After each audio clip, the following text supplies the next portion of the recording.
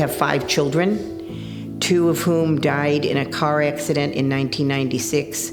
That was the most difficult time for me. A lot of people would say, oh, well, it must be being blind. Well, no, I didn't even know I was blind till I was 10 years old. I just did everything everybody else did. But back to when the boys died, I was desperate to the point where I couldn't even pray. And one of the things that I learned was that the Holy Spirit hears our groanings, because that's all I could do. Mike and Jeff were on their way home from church on a Sunday night. Mike was driving, he was 16. Jeff was 12 and wanted to go with him. And it was the Sunday before Thanksgiving in 1996. And I think it's entirely possible that somebody was in an extreme hurry to go to a Rams game, and the weather was a little dicey as well. And I told Mike, we'll see you at home. And he never got there.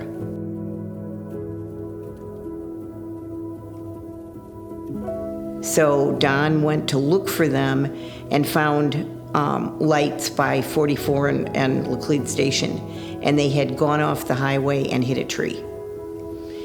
So he called me to tell me that he had found them and that they were gone, is the way he put it.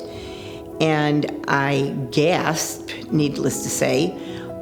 It was a difficult time.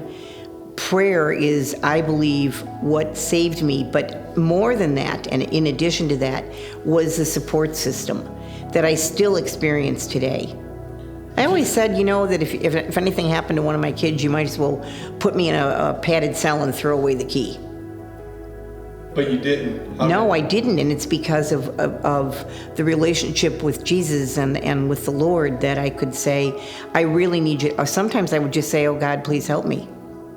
I tried to find some things to stay busy, which helped, but you can never replace what you've lost. I think what you do is you learn to live with it and find a new normal. So some of the things that we always did, we still do. And then some of the things are new. For example, we adopted daughter Jen in 98, 2 years after the boys died. I had a lot of mothering left to do, and there's only one letter difference between mother and smother. So it's a good thing that Jen came into our lives, and she had some special needs. She needed prosthetic legs, and she has accomplished that and is now giving me a new granddaughter in October. I've had kind of a few other whammies. My husband died in 2006. I moved from the city in 2015, where I'd lived for 40 years. At least that seems like it was that long. 1975, I moved there. And I moved to Oakville so that my daughter that we adopted from Romania could go to high school in a safer place. And then I was able to find Faith Oakville, and I've found many wonderful people who have been a significant part of my life. And it has just been, I love the music, I love coming here, and I have experienced great joy, which is on the other side of what I would call suffering. The peace doesn't always come right away. Sometimes it takes time, and I have to just keep asking God to give it to me.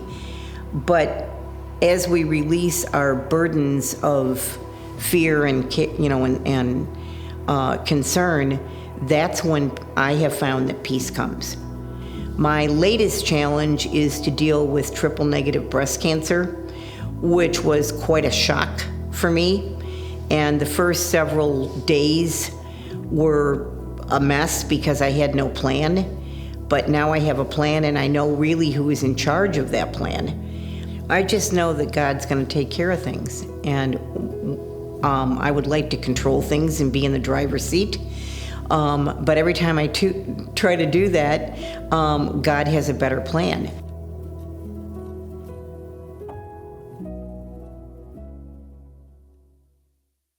Well, I'm gonna get on camera and I'm gonna say, Terry, I know you want to be in the driver's seat sometimes, but You want to be off the road if I do don't want it, to be right? on the road if you're in the driver's seat.